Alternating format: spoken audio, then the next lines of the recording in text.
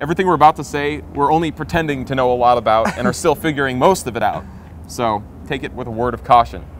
Or a grain of salt. Salt this advice liberally. Today we're gonna make a video telling you guys how we tell stories.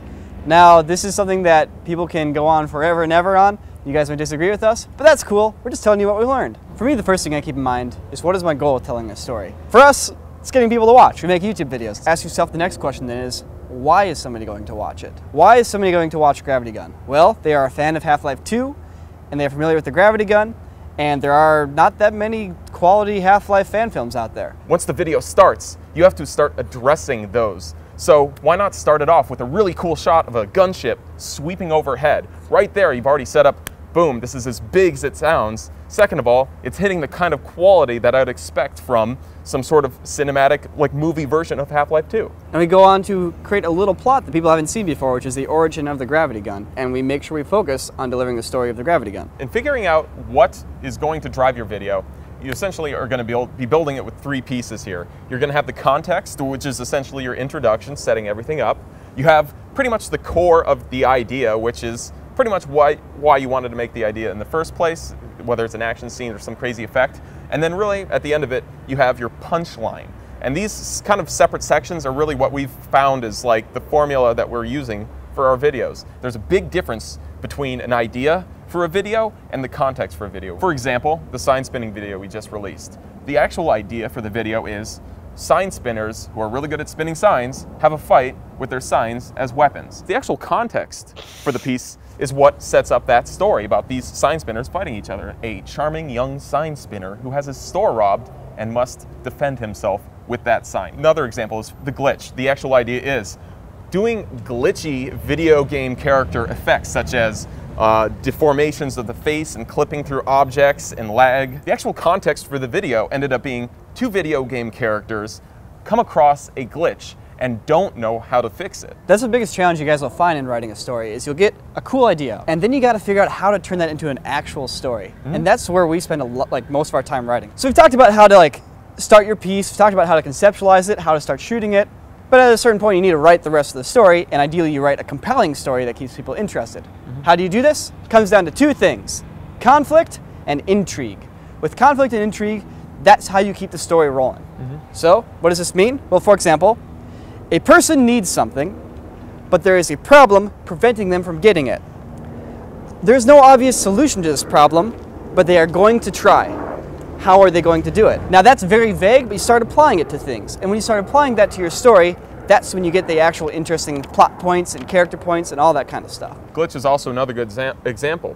While it doesn't seem like there's actually much conflict in the opening piece, there is. It's these characters arguing what to do about this glitch. Nobody has any idea what's going to happen if either decision is made. The intrigue builds once the glitch starts happening because when it starts growing and the guy glitches out and the wall goes, basically that is mysterious. People don't know what's going to be happening now that this glitch is spreading. In a good story, you have to build from the get-go. Film is a visual medium. When it starts, it needs to be beautiful and pretty. Make that very first picture somebody sees interesting, make it beautiful, make it captivating, because there's no story yet. You are literally only 1 second into the video. There's zero story. Yeah, and that can be done with the actual quality, the composition, the color correction, set design, whatever, or you can also just tell it by what's happening on screen. So you're going to start with visual beauty, and then you're going to start introducing very small story elements. Let's go with Brush with Death. We have a beautiful image, and we have a guy who's about to paint over that beautiful image, and it's just a little bite-sized story, but we're going to keep building. Then we have the paint demon come to life and fight off this guy who's about to erase the image. And that's the real story. But that doesn't kick in until like 20, 25 seconds into the piece. And so in those first 20 to 25 seconds, it was key that we presented people with a beautiful image, some small bite-sized story chunks, and intrigue leading into the bigger piece. A picture is worth 1,000 words. Tell a story with your visuals. Use your camera, dummy. What do visual traits imply on a character? Does the character have an eye patch? Do they have a beard? Do they have a scar? Are they clean cut? Do they wear a tie? Do they wear a suit? These all mean things. Fill out all these details on all the characters, on the world, in this environment. Where is the camera looking? What's it showing? What are the colors in the scene? Is it bright? Is it dark? Is it warm? Is it cold? I got into a bad fight yesterday, and you could believe me, or I could just show up wearing a freaking big black eye and a bloody nose, and I don't have to say a thing. People know that it's something, I got beat up doing something. Also, camera movement is just as important. For example, when the camera moves, it reveals things. Reveal this. Well, the camera can focus on things, or it can just simply like punch in on something or like frame something up so it's focused in the center. So camera movement and camera focus, along with what's actually in the scene, is what lets you compose a visual story. So there's one shot in Tether where we're looking at a house and it's covered with frost, and the camera's moving by and we see there's an old rundown car and some random pieces of metal, and there's a yellow pickup truck in the distance, and there's a guy dragging a dead body, and another guy is stepping outside the door and he looks flabbergasted, like, what happened? That image right there, that single image, tells 1,000 things. We have the environment. It's run down, it's kind of brown, it's cold. We have the house. The house is still in working order, but it's also kind of run down. We have garbage in the front yard. We have an old broken car and other bits of technology that are no longer in use. But we still have a working pickup truck sitting there, parked in the yard, mind you. So clearly, the grass is not an issue with keeping the grass nice. We have a dead body, so somebody probably just got murdered. We have a guy dragging the body, so we have a guy who is probably the guy who murdered that guy. And we have a guy coming out of the house looking shocked, so he probably didn't have anything to do with it and doesn't want to have anything to do with it. Right there, literally just that one picture sets up a ton of stuff. And when you can do that with your shots, you make things incredibly interesting and you make your story so densely packed that people are compelled to watch. You want to make sure you are focusing on what you are trying to tell with your story. It's easy to get lost in tangents and quirks and character details, funny moments. Your actor can make a funny face, so you get them making a lot of funny faces. No. Focus on what you need to tell your story and get to your point. You actually find out what your story is about by figuring out your ending, because the ending is what everything amounts to in the piece. You have the character that begins with the problem, they resolve it, they learn something, you have an arc. But there's other types of stories. There's also the story of escalation. Things constantly getting worse or better or bigger or what have you. For a 2-minute video, escalation can be great. You just need to bring people to a territory they didn't expect to be in by the end of the piece. Case in point, it's the sign spinning video.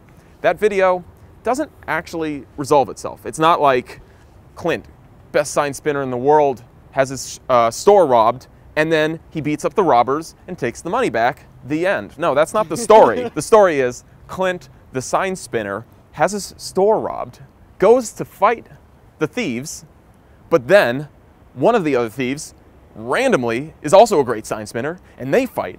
And then randomly, it turns out that Clint's boss, the owner of the pizza shop, is also way better than both of them at spinning signs, and then it ends. So there's not actually resolution to that. But if you think about the escalation there, you're taking an idea and you're evolving it to levels that aren't really quite expected, and you kind of just get your punchline by whatever evolution you decide to end on. The focus on the piece is the joke of sign spinners doing martial arts with the signs, and that ending of the boss coming out with the big sign and twirling it around and having some spectacle perfectly locks into that focus and wraps up the whole piece in regards to what the whole point of that story was. To wrap things all up, I want to talk about Dungeons & Dragons for a moment. Dungeons & Dragons is excellent storytelling practice, especially when you're the dungeon or game master. We really haven't talked about plot. Realistically, because plot is a byproduct of everything else. Plot is not how you start writing a story. Plot is what happens after you've written the story. The best Dungeons & Dragons game happened when we had all created interesting characters with their own opinions, beliefs, motivations, backstories, and they weren't necessarily the same between each one. They could conflict. You need to put them in a situation that challenges them and puts them either at odds with each other or at odds with the situation, or ideally both. And then you step back and you see what happens. Exactly. The characters drive the plot. The plot does not drive the characters. And that's what we learned from playing Dungeons & Dragons. Create characters, the beliefs and opinions and skills and all this kind of stuff. The situation is then informed by what the character wants and desires, and that's when the plot happens, because the character then takes action. It's very easy to get caught up with, I want this scene to happen, I want things to go down like this. Very often you'll find yourself struggling to create those scenes because it doesn't make sense for why it should happen.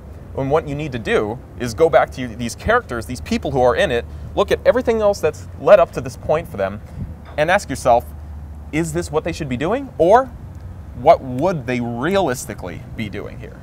If a character makes a decision that does not make sense, the people watching the video suddenly realize that character is a construct and not a real person, and the illusion is lost. Boom. It's no longer a story. It's just a bunch of actors. We're always trying to figure this stuff out for ourselves here. This is just kind of what we've learned to this point. There's many exceptions to all these rules, and you kind of just have to see for yourself where things go. We try to read pretty much all the comments, especially for like the first couple days when the video's out.